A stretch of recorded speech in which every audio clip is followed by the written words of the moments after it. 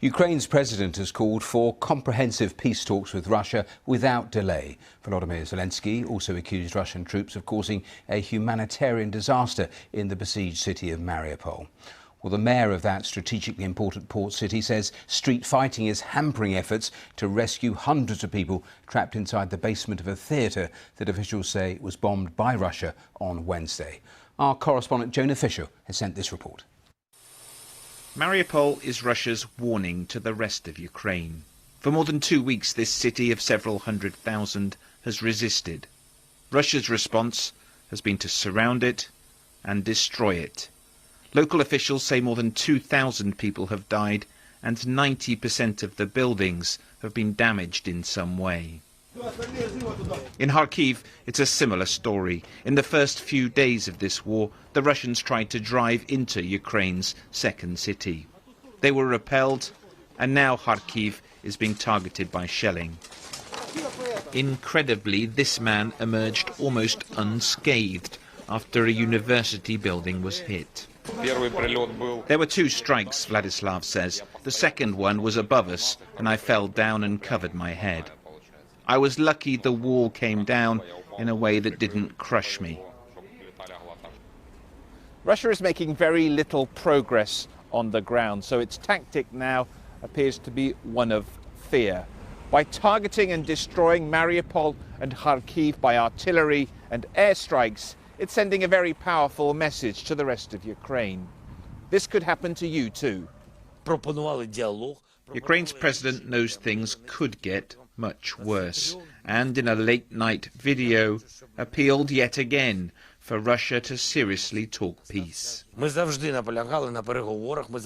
have always insisted on negotiations. We have always offered dialogue, offered solutions for peace, not just for 23 days of invasion. And I want everyone to hear me now, especially in Moscow. It's time to meet, time to talk. It is time to restore territorial integrity and justice for Ukraine. At Ukraine's borders with the European Union, people keep on leaving. This group crossed today into Romania. The United Nations says 6.5 million people are displaced inside the country.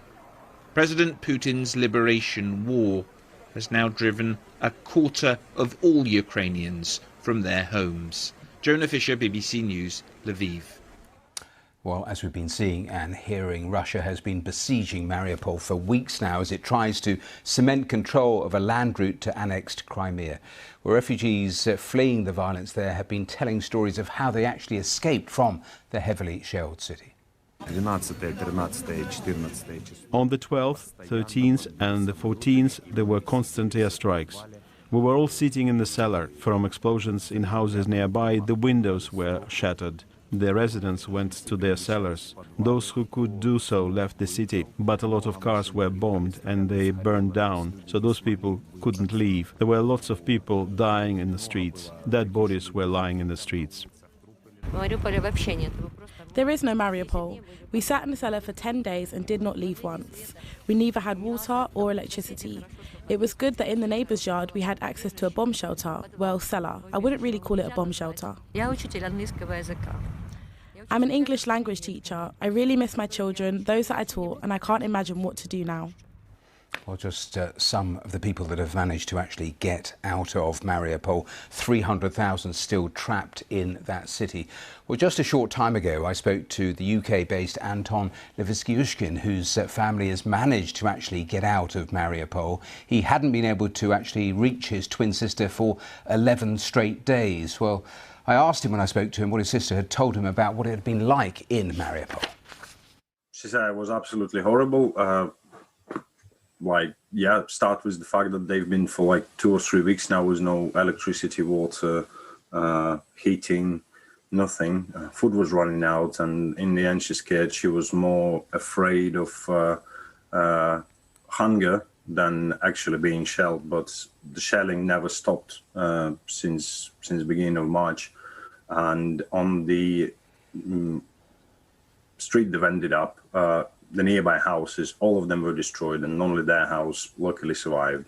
And that house was her third place she was hiding from the start of the war. Well, that is the situation in Mariupol. Let me take you a different part of Ukraine and show you the pictures that have come into us of a rescue operation after a military barracks was hit in the southern city of Mykolaiv.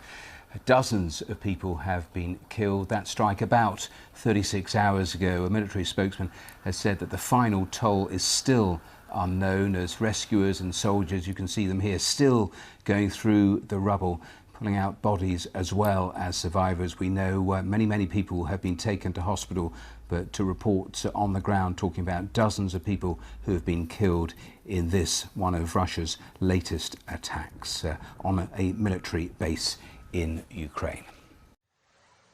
Thanks for watching. Kindly subscribe for more news, share, comment and like.